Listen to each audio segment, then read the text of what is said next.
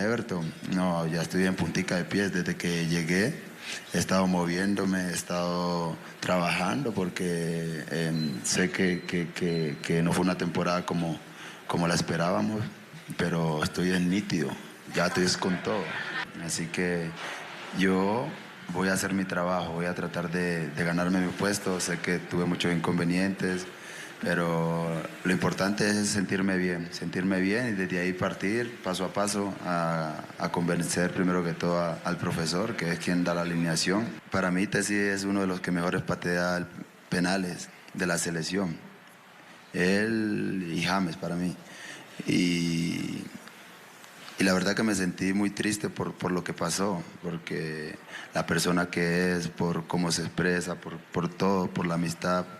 Entonces es incómodo porque recochábamos ahí y yo le decía, hey Manny, a la próxima yo no voy a patear porque si lo voto entonces me van a amenazar a mí y a mi familia.